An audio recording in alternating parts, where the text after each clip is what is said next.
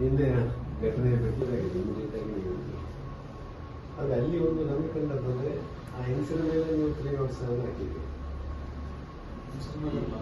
ಅವ್ರ ಮೇಲೆ CC ಕ್ಯಾಮರಲ್ಲಿ ಏನು ಆಕ್ಷನ್ ಏನು ಇದಾಗಿದೆ ಸಫಲ ಆಗಿದೆ ಕೈಯಲ್ಲಿ ಯುಟಿಲಿಟಿ ಇಟ್ಕೊಂಡು ಹೊಡೆದಾಡಿದ್ದಾರೆ ಅದಷ್ಟೇ ಅವ್ರಿಗೆ ಅಟ್ರಾಕ್ಟ್ ಆಗ್ತದೆ ಟೇಬಲ್ ಮೇಲೆ ಹಚ್ಚಿಬಿಟ್ಟು ಅಲ್ಲ ಇನ್ನೊಂದು ಯಾರಿಗೆ ಅನ್ಯಾಯ ಆಗಿದೆ ಹೆಂಗಸಿಗೆ ಆ ಹೆಂಗಸಲ್ಲ ಬೇರೆಯವರು ಬಂದು ಅಲ್ಲಿ ಇದು ಮಾಡಿದ್ವಿ ಇವರ ಮೇಲೆ ಕ್ರಿಮಿನಲ್ ಒಫೆನ್ಸಿಗೆ ಇನ್ನೊಬ್ಬ ವ್ಯಕ್ತಿ ಬಂದು ಅಲ್ಲಿ ಇದ್ದಾರೆ ಆ ಹೆಂಗಸಿಗೆ ಸರಿ ಪೂರ್ತಿ ನೋಡಿದ್ರೆ ಸರಿ ಘಟನೆಗೆ ಯಾರು ಕಾರಣಕರ್ತರು ಅವರ 2 ಜನರ ಮೇಲೆ ಒಂದೇ ತರದ ನಿಮ್ಮ ಸೆಕ್ಷನ್ ಹಾಕಬೇಕು ಅಂತ ಸೆಕ್ಷನ್ ಹಾಕಿದ್ದೀವಿ ಮತ್ತೊಂದು ಕಡೆಗೆ ಲಘುವಾದಂತ ಸೆಕ್ಷನ್ ಹಾಕಿದ್ದೀವಿ ಇದು ಈಗ ಇರುವಂತ ಇನ್ನೊಂದು ಅಷ್ಟು ಜನ ಬಂದು ಅಟ್ಯಾಕ್ ಮಾಡಬೇಕು ಇದು ಪೂರ್ವ ಯೋಜಿತ ಒಂದು ಕೃತ್ಯ ಅಂತ ನಮ್ಗೆ ಕಾಣ್ತದೆ ಮೇಲ್ನೋಟಕ್ಕೆ ಇನ್ನು ಮಾತಾಡಿದ್ಮೇಲೆ ನಾನು ಹೇಳ್ತೀನಿ ಅದಕ್ಕೆ ಬೇಕಾಗಿ ನಾವು ನಿಮ್ಮನ್ನು ನಾವು ಫಸ್ಟ್ ಕೇಳಬೇಕು ಆಮೇಲೆ ನಾನು ಹೇಳ್ತೀನಿ ಅಲ್ಲ ಈ ಘಟನೆ ಬಗ್ಗೆ ಅದೇ ನಮ್ಮ ಜನಪೈ ಅವರಿಗೆ ಗಾಯ ಎಲ್ಲ ಆಗಿತ್ತು ಅವರ ಕಾಲಿಗೆ ಒಂದು ಎಲ್ಲರಿಗೆ ಇಂಜುರಿ ಆಗಿತ್ತು ಸ್ವಲ್ಪ ಕಿವಿಗಳು ಇದಾಗಿದೆ ಮತ್ತೆ ಕೈಗೆ ಸ್ವಲ್ಪ ಸಫರ್ ಆಗ್ತಾ ಇದ್ದಾರೆ ಅಂತ ಹುಡುಗನ ಬಗ್ಗೆ ಮತ್ತೆ 1 hour ಹೇಳ್ಬೋದು ಇಂಥ ಕೇಸ್ ಇತ್ತು ಅವು ಕೂಡ ಸ್ವಲ್ಪ ಕ್ರಿಮಿನಲ್ ಅದು ಇದು ಅಂತ ಹೇಳ್ಬೋದು ಬೇರೆ ಕೇಸ್ ಆದರೆ ಈ ಘಟನೆಯಲ್ಲಿ ನಾವು ಕಂಡುಕೊಂಡಾಗಿ ಹೊರಗಿಂದ ಬಂದು ಇವರು ಅಟ್ಯಾಕ್ ಮಾಡಿ ತಪ್ಪು ಒಂದು ನಮ್ಮ ಮಾಹಿತಿ ಅಂದ್ರೆ ನೀವು ಕಾಕಿ ಅಂದ ತಕ್ಷಣ ಅಂತಂದ್ರೆ ನೀವು ಎಲ್ರಿಗೆ ನಮಗೂ ಕೂಡ ಗಲಾಟೆ ಆಗ್ಲಿಕ್ಕಿಲ್ಲ ನಾನು ನಿನ್ನ ಹೆಸರು ಮಾತಾಡಿ ನೀವು ಈ ತರ ಮಾಡಿಕೊಂಡು ಹೋದ್ರೆ 100ಕ್ಕೆ 100 ಸಮಸ್ಯೆ ಆಗ್ತದೆ. ಯಾಕೆ ಸಮಸ್ಯೆ ಆಗ್ತದೆ ಅಂದ್ರೆ ನಾನು ನಿನ್ನೆ ಹೆಸರು ಅಂದೆ ಈಗ ನಿಮಗೆ ಒಂದೇ ಕಡೆ ಕಾಣ್ತದೆ ನಿಮಗೆ ಅಲ್ಲಿ ತ್ರಿನಾಡ್ಸನ್ ಮಾಡ್ಲಿಕ್ಕೆ ಚಾಕು ಇತ್ತ ಕಲೋರ್ ಇತ್ತ ಅಥವಾ ಮರಳು ಮಾಡ್ಲಿಕ್ಕೆ ಹೊರಟಿದಾರ ಆತರ ನೀವು ಮಾಡಿದ್ರೆ ನೀವು ಅವರ ವಿಡಿಯೋ ಅವ್ರು ಹೊಡೆದುಂಟು ಅಂಗಡಿಗೆ ನುಗ್ಗಿ ಆ ತಾಯಿ ದುಡಿದಾರೆ ಅದಕ್ಕೆ ಯಾಕೆ ಅವ್ರ ಮೇಲೆ ಹಾಕಿಲ್ಲ ತ್ರಿನಾಡ್ಸನ್ ಅಂಜನಪ್ಪ ಅವ್ರು ಏನ್ ಸ್ಟೇಟ್ಮೆಂಟ್ ಕೊಟ್ಟಿದ್ದಾರೆ ಯಾಕಿಲ್ಲ ಸರ್ ಯಾಕಿಲ್ಲ ಅವ್ರು ಏನ್ ಈಗ ಸ್ಟೇಟ್ಮೆಂಟ್ ಈ ಹುಡುಗ ತ್ರಿನಾಡ್ಸನ್ ಮಾಡ್ಲಿಕ್ಕೆ ಹಾರಿ ಹೋಗಿ ಅವರ ಟೀಮ್ ಹಾರಿ ಹೋಗಿದ್ರೆ ಸರಿ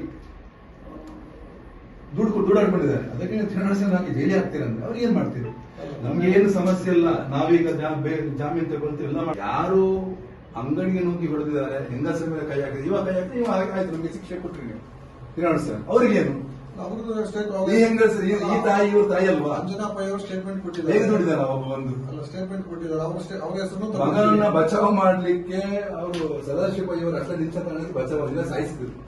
ಯಾಕೆ ಸಾಯಿಸಿದ್ರು ಅಂದ್ರೆ ಪೊಲೀಸ್ನವರು ಬರೋ ಮುಂಚೆ 3 ದಿನ ಸೇಜ್ ಆಗಿದೆ ಅವರು ಪೊಲೀಸ್ ಇದು ಫ್ಯಾಕ್ಟ್ ಸರ್ ಇದು ನೀವು ನಿಮ್ಮ ನೀವು ಥಿಂಕ್ ಮಾಡಿ ನಮ್ಮ ನಾವು ಎಲ್ಲ ನೋಡಿ ನಾನು ಯಾಕೆ ಮಾತಾಡಿದ್ರೆ ಈಗ ಪೊಲೀಸ್ ಜೀಪಿಗೆ ಹತ್ತಿದ ನಂತರ ಎಳ್ದಾಡಿಕೊಂಡು ಹೊಡಿತಾರೆ ಅನ್ನೋದಕ್ಕೆ ಏನಂತ ಕೇಸ್ ಮಾಡಿದೀವಿ ಸರ್ ಅರೆಸ್ಟ್ ಮಾಡಿ ಸರ್ ಅರೆಸ್ಟ್ ಮಾಡಿ ಅರೆಸ್ಟ್ ಮಾಡಿ ಸರ್ ಇನ್ವೆಸ್ಟಿಗೇಷನ್ ಯಾಕೆ ಸರ್ ಅಲ್ಲ ಈಗ ಹುಡುಗ ಪಾಪದ ಹುಡುಗ ಸಿಕ್ಕಿದ ಅಂದಾಗ ರಾತ್ರಿ ಕೂರಿಸಿದ ನಂತರ ಅವರನ್ನು ನೀವು 12 ಗಂಟೆ ತ್ರಿನಾಡ್ಸನ್ ಮಾಡಿ ಜೈಲಿ ಹಾಕಿದ್ರೆ ನಮ್ಗೆ ತೊಂದರೆ ಇಲ್ಲ ಆಯ್ತು ನಮ್ಮ ಕಡೆ ತಪ್ಪಾಗಿದೆ ಅಂತ ಅವ್ರಿಗೆ ಏನಾಗಿದೆ ಅವ್ರು ಹೇಳಿದ್ದಾರೆ ಪೊಲೀಸ್ನವರಿಗೆ ಹುಡುಗಿ ಇಷ್ಟ ನನ್ನನ್ನು ಸರ್ ನಿಮ್ಮ ಕರ್ತವ್ಯಕ್ಕೆ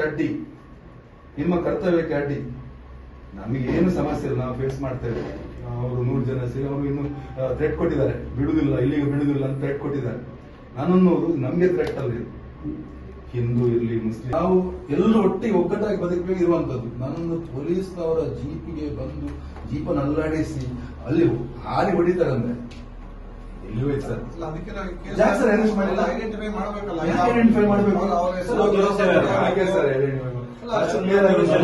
ಮಾಡ್ತಾ ಇದ್ದೀನಿ ನಿನ್ನೆ ನೈಟ್ ನಿಮ್ಗೆ ಗೊತ್ತಾಗಿದೆ ನೀವು ಅರೆಸ್ಟ್ ಮಾಡಿದ್ರೆ ಸಮಾಧಾನ ಆಗ್ತಾರೆ ಅದು ಪೊಲೀಸರಿಗೆ ಕಂಡು ಬಂದೇ ಗ್ರಾಹಕರ ವ್ಯವಹಾರ ಕಾಯ್ದೆ ಇರ್ಬೋದು ಸರಿಯಲ್ಲ ನನಗೆ ಅನ್ಯಾಯ ಆಗಿದೆ ನನಗೆ ಗ್ರಾಹಕನಿಗೆ ಅಂದ್ರೆ ನಾನು ಅಲ್ಲಿ ಹೋಗಿ ನಾನು ನ್ಯಾಯ ಕೇಳ್ಬೋದು ಇದು ಬಂದು ಥ್ರೆಟ್ ಆಗಿ ಇದು ಮಾಡುವುದು ಸರಿಯಾ ನಾನು ಹೇಳುವುದು ಒಂದು ಕಾಯ್ದೆ ಇರಬೇಕಿದ್ರೆ ನೀವು ಹೇಳಿದಕ್ಕೆ ನಾನು ಹೇಳುವಂಥದ್ದು ಕಾನೂನು ಅಂತ ಹೇಳುವಂಥದ್ದು ಸರಿಯಲ್ಲ ಗ್ರಾಹಕನಿಗೆ ಅನ್ಯಾಯ ಅಂದ್ರೆ ಅಲ್ಲಿ ಹೋಗ್ಬೇಕು ಕೋರ್ಟ್ಗೆ ಹೋಗ್ಬೇಕು ಇಲ್ಲದ್ರೆ ಅಲ್ಲಿ ನ್ಯಾಯ ಕೇಳಬೇಕು ಮತ್ತೆ ಇದು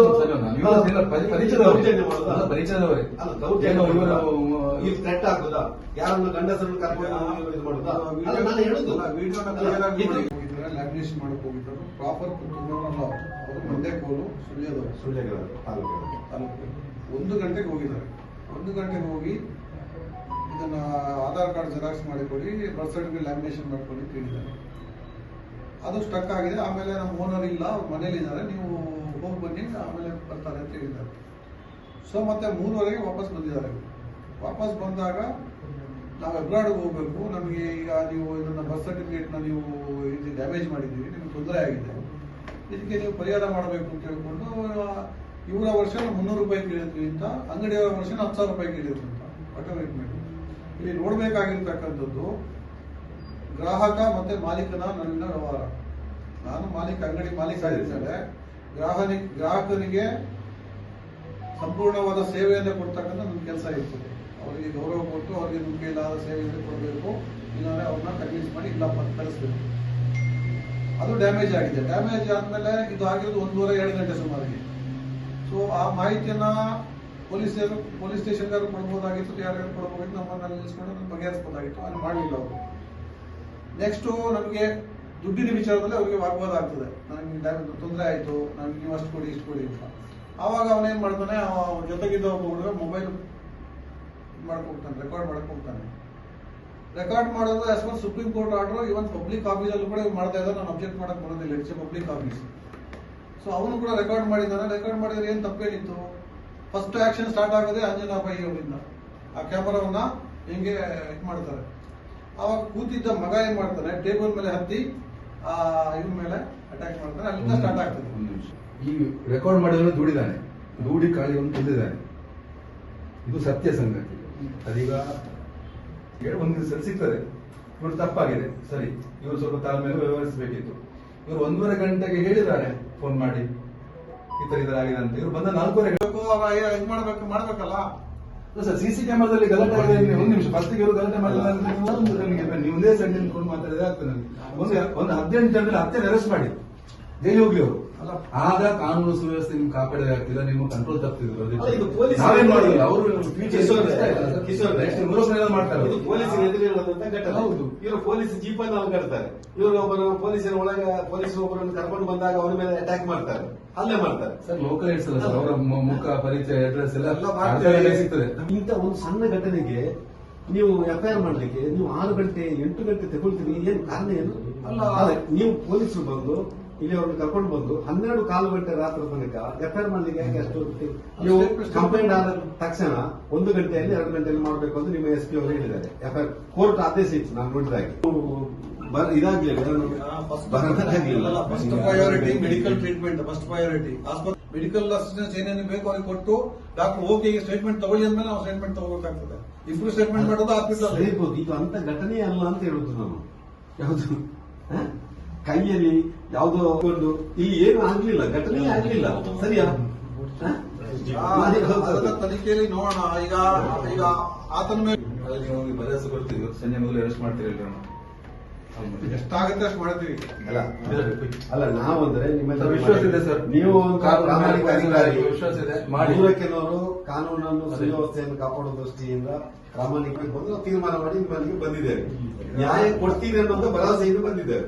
ಈಗ ಕಾನೂನು ಪ್ರಕ್ರಿಯೆ ಯಾರು ಉಲ್ಲಂಘನೆ ಮಾಡಿದ್ರೆ 100% ಮಾಡ್ತೀವಿ. ನಮ್ಗೆಲ್ಲರೂ ಒಂದೇ, ಎಲ್ಲರೂ ಒಂದೇ.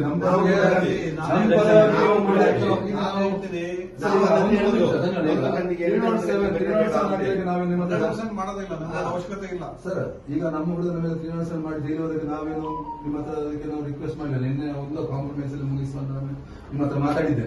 ಈಗ ಆಯ್ತು, ನಾನು ಇನ್ನೊಂದು ಕಡೆ ಮಾಡಿ ಅಂತ ನಿಮ್ಮ ಹತ್ರ ಅನ್ನೋದು 100% ಮಾಡ್ತೀವಿ.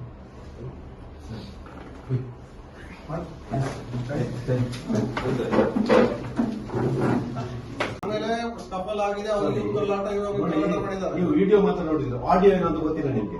ಆಡಿಯೋ ಗೊತ್ತುಂಟ ನಿಮಗೆ? ಆಡಿಯೋ ಇಲ್ಲದ್ದು ನಾವು ಯಾವ ಬೆದರಿಕೆ ಮಾತನ್ನು ಹೇಳಿದ್ದಾನೆ, ಅವರಂತೆ ಶಬ್ದಗಳನ್ನು ಬಳಸಿದ ಗೊತ್ತಿಲ್ಲ. ಕೆಟ್ಟ ಬೈದದ್ದು ಗೊತ್ತಾ ನಿಮ್ಗೆ? ಒಬ್ಬ ಹೆಂಗಸಿಗೆ ಮಗನ ಮುಂದೆ ಸುಳ್ಳು ಅಂತ ಹೇಳುವಾಗ ಯಾರು ಮಾತಾಡಿರ್ತಾರೆ, ನಾನು ಹೇಳುದು ಇದಿರೋದು. ನಿಮ್ಮಲ್ಲಿ ಆಡಿಯೋ ಇಲ್ಲ, ನೀವು ವಿಡಿಯೋ ಮುಖಾಂತರ ಇವತ್ತು ಈ ಕೇಸ್ ಹಾಕಿದ್ದೀರಿ. ಅಲ್ಲ, ನೀವು ಆಡಿಯೋ ನೋಡಿ, ಇವರನ್ನು ಈಗ ಸರ್ ಅಂತ ಅಂದ್ರೆ ಯಾರು ಪ್ರಾರಂಭ ಮಾಡಿದಾರೆ ಅಂತ ಅನ್ನೋದು. ವಿಡಿಯೋ ರೆಕಾರ್ಡಿಂಗ್ ಮಾಡೋದು ದುಡ್ಡು ತಪ್ಪೇನಲ್ಲ ಅಂತ ಇವರಿಗೆ ಕಾನೂನು ಗೊತ್ತುಂಟು, ಅವರಿಗೆ ಪಾಪ ತಾಯಂದಿರಿಗೆ ಕಾನೂನು ಗೊತ್ತುಂಟ. ಯಾಕೆ ರೆಕಾರ್ಡ್ ಮಾಡಿ ದುಡಿರ್ಬೋದು, ದುಡಿದ ತಕ್ಷಣ ಒಬ್ಬರು ಇದು ಮಾಡಿದ ಅಲ್ಲಿ ಯಾರು ಏನ್ ಮಾತಾಡಿದಾರೆ ನಮ್ಗೆ ಗೊತ್ತಿಲ್ಲ. It's matter of investigation. ಆಯ್ತಾ, ನಾನು ಹೇಳ್ತಕ್ಕಂಥದ್ದು ಒಬ್ಬ ಕಸ್ಟಮರ್ ಅಂಗಡಿಗೆ ಬಂದಾಗ ಕಸ್ಟಮರ್ ಯಾವ ರೀತಿ ನಡ್ಸ್ಕೋಬೇಕು ಅಂತ ನಡ್ಸ್ಕೋಬೇಕಲ್ವಾ. ಅವ್ರದೇ ಡಾಕ್ಯುಮೆಂಟ್ ಅನ್ನ ಇದು ಮಾಡಿ ಅದು ಮತ್ತೆ 1 ಗಂಟೆಗೆ ಆಗಿದ್ರೆ ಪೊಲೀಸ್ಗೆ ಮಾಹಿತಿ ಕೊಡ್ಬೋಯ್ತಲ್ಲ, ಹಿಂಗಾಗಿದೆ ಅವ್ರು ಬೇರೆ ಕಮ್ಯುನಿಟಿ ಅಂತ ಗೊತ್ತಿದೆ. ನೀವು ಒಂದು ಕೆಲಸ ಮಾಡಿ ಸರ್, ಪೊಲೀಸ್ ಈಗ ನೋಡಿ ಸರ್, ಯಾರಿಗೆ ಕಸ್ಟಮರ್ಗೆ ಅಲ್ಲ ಅವ್ರಿಗೆ ಫೋನ್ ಮಾಡಿದ್ದಾರೆ. ಎಲ್ಲರಿಗೆ ಗೊತ್ತು, 100 ಜನ ಕರ್ಕೊಂಡು ಗಲಾಟೆ ಮಾಡ್ತಾರೆ ಅಂತ.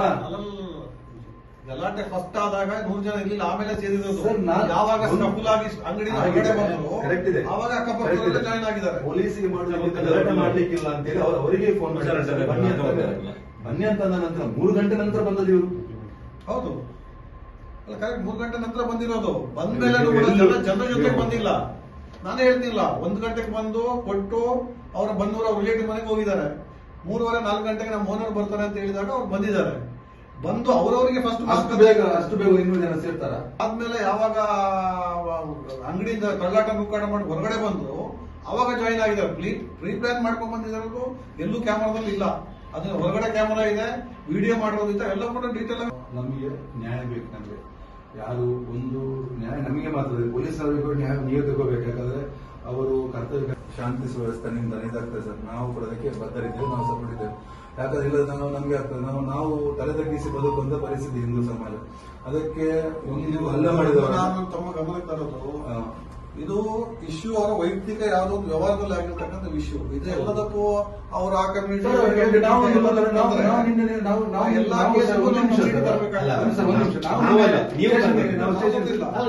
ಯಾಕೆ ತಂದಿದ್ರೆ ನೀವು ಕೌಂಟರ್ ಕೇಸ್ ಆಗುವಂಥದ್ದು ಮತ್ತೊಂದು ಆಗುವಂಥದ್ದು. ಇಲ್ಲಿ ಘಟನೆ ಆದಾಗ ಸೇರಿದ್ಯಾರಲ್ಲಿ ಒಂದು ಮುಸ್ಲಿಂ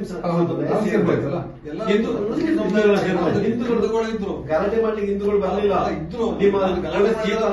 ಬರಲಿಲ್ಲ. ನಾನು ಹೇಳೋದು 60 ಜನ ಇದ್ದಾರೆ, 60 ಜನ ಸೇರಿದ್ರೆ 60 ಜನ ಗಲಾಟೆ ಮಾಡಿದ್ದಾರೆ. ನಾನು ನೋಡುವವರು ಇದ್ದಿರ್ಬೋದು, ಅಲ್ಲಿ ನೋಡುವವರು ಇದ್ದಿರ್ಬೋದು. ಆದ್ರೆ ಆ ಇನ್ಸಿಡೆಂಟ್ ಗೆ ಕಾರಣಕರ್ತರು ಯಾರು? ಅದನ್ನ ನಾವೀಗ ಅದನ್ನ ಡೀಟೇಲ್ ಸಿಸಿ ಕ್ಯಾಮರಾ ನೋಡ್ಕೊಂಡು ಒಂದ್ ನಿಮಿಷ, 18 ಜನ ಇತರರು ಅಂತ ಮಾಡಿದ್ವಿ ನಾವು. ಒಬ್ಬ ಕೂಡ ಸಿಗ್ಲಿಲ್ವ ಅರೆಸ್ಟ್ ಮಾಡ್ಲಿಕ್ಕೆ? ನಮಗೆ ಸಮಾಧಾನ ಆಗ್ತಿತ್ತು, ನೋಡಿ ನಾವು ತಂದಿಟ್ಟಿದ್ದೇವೆ ಅಂತ. ಅದನ್ನ ಮಾಡ್ತೀವಿ ಈಗ. ತನಿಖಾಧಿಕಾರಿ ಇನ್ಸ್ಪೆಕ್ಟರ್ ಸರ್, ಈಗ ನೀವು ಹೇಳಿದ್ರಿ ನಾವು ಕೂಡ ಜನ ಸೇರ್ಬೋದು, ನಾವು ಸೇರಿಲ್ಲ. ಯಾಕಂದ್ರೆ ಶಾಂತಿ ಸುವ್ಯವಸ್ಥೆ ಬೇಕು ಸರ್. ನಾನು ಒಂದು ಇಬ್ಬರನ್ನು ಎತ್ಕೊಂಡು ಬಂದು ಅರೆಸ್ಟ್ ಮಾಡ್ತಿದ್ರೆ ನಮ್ಗೆ ಒಂದು ವಿಶ್ವಾಸ ಆಗ್ತಿತ್ತು ಅಂತ. ಅದನ್ನ ನಮ್ಮ ಇದಾಗಿ ಯಾವುದು